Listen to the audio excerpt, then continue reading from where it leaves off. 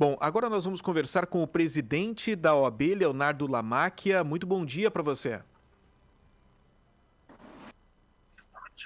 Muito bom dia aos ouvintes da Acústica. Quero fazer uma saudação especial para a nossa advocacia de Camaquã e aí da região, na pessoa da nossa presidente Roberta Inocente Magalhães. Em nome dela, cumprimento a todos os colegas.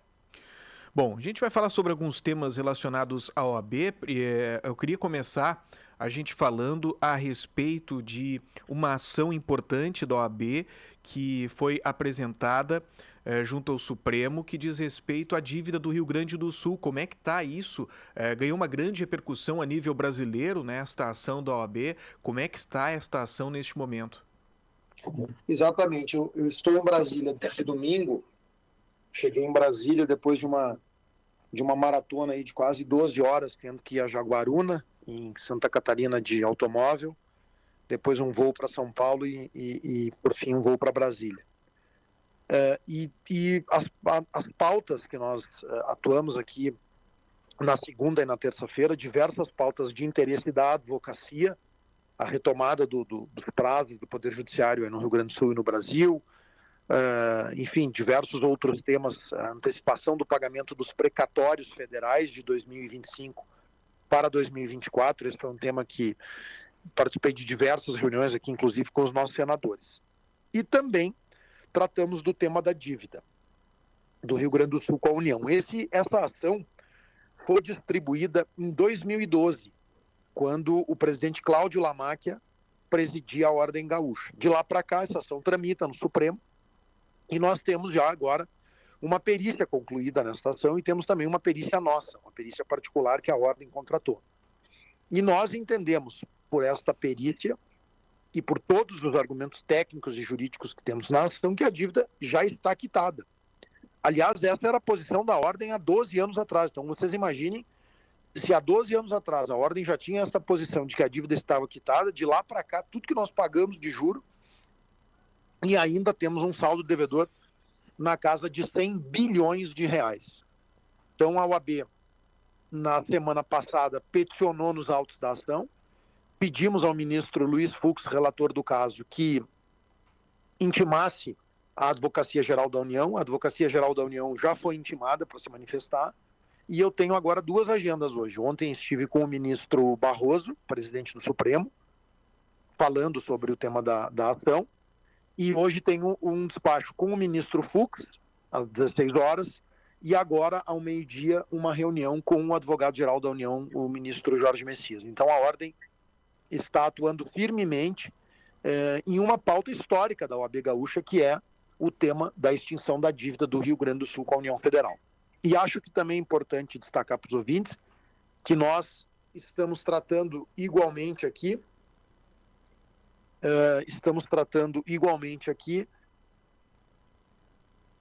uma proposta de criação de Zona Franca no estado do Rio Grande do Sul. Ontem, em reunião com os nossos três senadores, senador Paim, Mourão e Irno, nós defendemos a ideia de uma proposta de emenda constitucional que autorize a criação de uma Zona Franca no estado do Rio Grande do Sul, para que nós possamos não só cuidar agora do processo de reconstrução, mas também do futuro do Rio Grande, geração de emprego, rendas e uma alternativa aí de desenvolvimento econômico.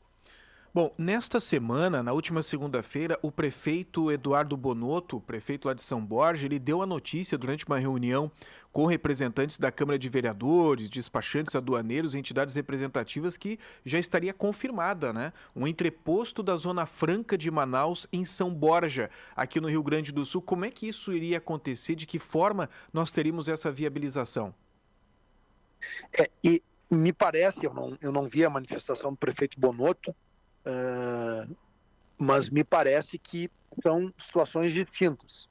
Um entreposto da Zona Franca de Manaus em outro estado da federação não é necessariamente a criação de uma Zona Franca em um estado, até porque a criação de uma Zona Franca ela prescinde de uma emenda à Constituição. Para que haja uma Zona Franca em um estado da federação, deve haver autorização constitucional para tanto. E eu não me lembro, e estamos envolvidos aí desde o final da semana passada nesse tema, e eu não recordo de nós termos nenhuma emenda constitucional nesse sentido autorizando. Então, o entreposto é uma outra alternativa, e não estou aqui dizendo que não é boa. Acho perfeitamente viável também. Mas a nossa proposta é de nós termos no estado do Rio Grande do Sul uma zona franca, nos moldes, ou a exemplo do que existe em Manaus, ter também no estado do Rio Grande do Sul. E para isso nós precisamos de uma proposta de emenda à Constituição. Por isso que ontem falamos com os 3 senadores, o senador Paim é o presidente da comissão especial do Senado, que trata dessa temática do Rio Grande do Sul, das enchentes, e ele se interessou pelo tema, assim como o senador Mourão e o senador Irno também, e nós já estamos, então, fornecendo um material com a fundamentação jurídica para que eles possam pautar isso na comissão do Senado e se aprovado na comissão, depois nós trabalharmos, então, com essa ideia no plenário. Bom, para o ouvinte poder entender melhor a importância dessa possível criação de uma zona franca aqui no Rio Grande do Sul, é bom que as pessoas entendam que uma zona franca nada mais é do que uma área, né, doutor, delimitada em uma determinada região, que essa área ela acaba sendo beneficiada com incentivos fiscais, tarifas alfandegárias reduzidas ou até mesmo ausentes, dependendo da situação, dependendo do ramo e tudo mais. E isso vai atrair para essa área muitas indústrias do ramo eletrônico avançado, entre outros ramos importantes, beneficiando aí facilidades de importação de componentes para aparelhos eletrônicos. Isso é só um dos exemplos. Isso vai gerar empregos, vai gerar uma série de benefícios para o Estado, né? Exatamente. Ela é uma ferramenta de atração de investimentos. A figura da Zona Franca ou da Zona Econômica Especial, que também é uma denominação que se usa para esse tipo de ferramenta, ela é uma ferramenta de atração de investimentos. E também é uma ferramenta de redução das desigualdades regionais. E a redução das desigualdades regionais é um princípio constitucional. Então, mais do que nunca, neste momento em que nós temos o estado do Rio Grande do Sul sobre a maior catástrofe climática da história brasileira, nós temos sim aspectos que nos colocam em desigualdade em relação a outras regiões do país. Então, por isso, esta ferramenta, chamada Zona Franca, poderia ser uma das alternativas para nós reduzirmos essas desigualdades e darmos concretude a esse princípio que está esculpido na própria Constituição. Por isso que é necessária uma proposta de emenda à Constituição que autorize o Estado a fixar uma zona franca, e aí a decorrência é exatamente essa que tu referiu. Nós, nessa área delimitada como zona franca, nós teremos benefícios tributários, teremos vantagens fiscais que atrairão a instalação de investimentos. Bom, você falava sobre desigualdades e se considera uma região com muitas desigualdades dentro do Rio Grande do Sul, a zona sul do nosso estado, porque nós temos aí uma série de transtornos, nós não temos aí um olhar tão atento para a região sul do estado do Rio Grande do Sul como a gente vê para outras regiões. A gente não vê um desenvolvimento da região sul do estado que seja, como diz o gaúcho, parelho com o restante do nosso estado, comparando aí com Serra Gaúcha, com a região metropolitana. E paralelamente a isso, a gente tem na zona sul do estado um dos maiores portos do país, que é o Porto de Rio Grande, responsável por uma grande movimentação. Seria possível, de acordo, eu não sei se nesse projeto que está sendo apresentado pela OAB, ele já delimita uma possível área do Rio Grande do Sul para isso, mas seria possível que nós colocássemos dentro dessa zona franca a região sul do estado? A Zona Franca ela tem um raio delimitado de espaço, e não é um raio que possa abranger uma região muito expressiva. Por exemplo, a Zona Franca de Manaus, se não me trai a memória, a autorização de instalação dela foi para um raio de 50 quilômetros. 50 quilômetros, uma circunferência de 50 quilômetros. Então, nós não estamos tratando ainda da localidade. Nós estamos tratando da viabilidade jurídica e sugerindo a esta comissão do Senado que aprove a criação de uma zona franca no estado do Rio Grande do Sul.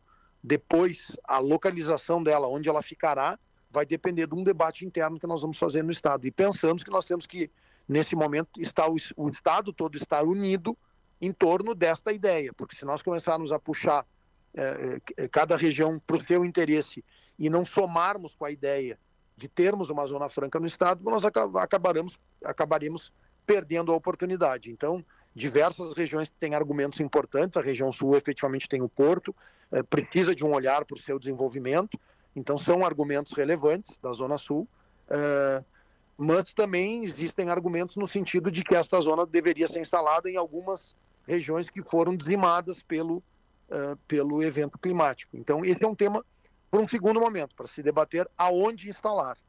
Me parece que agora nós devemos todos estarmos unidos no sentido da instalação de uma zona franca, porque, como afirmei e sublinho novamente, é mais uma alternativa visando esse processo todo de reconstrução e de uma volta ao desenvolvimento do Rio Grande do Sul.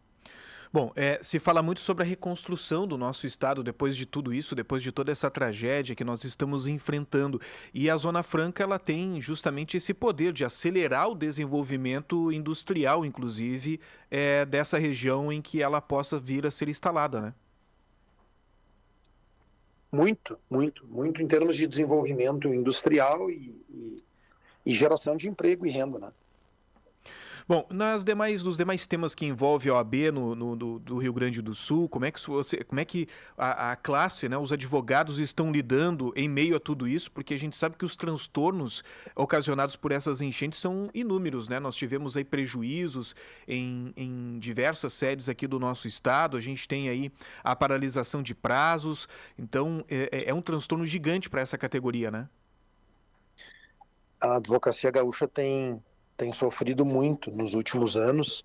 Nós tivemos uma greve dos servidores da Justiça em 2019, depois tivemos a pandemia, tivemos um ataque hacker e agora essa paralisação. Então, realmente, são golpes muito duros aí para os advogados e advogados gaúchos. Mas a Ordem está atuando muito firmemente, por isso que tenho tratado, como afirmei aqui, da questão da antecipação do pagamento dos precatórios federais. Esse é um recurso que é fundamental para a cidadania, mas também para a advocacia gaúcha. Entre outras medidas aqui em defesa, tratamos aqui, entreguei ao presidente do Senado, Rodrigo Pacheco, a proposta de emenda à Constituição que nos garante o direito à sustentação oral, uma pauta que começou na OAB do Rio Grande do Sul, essa defesa. Então, são muitas ações nossas aqui também em defesa da advocacia. Bom, obrigado pela sua participação e a gente espera que a gente possa estar conversando em um outro momento muito melhor aqui para o Rio Grande do Sul.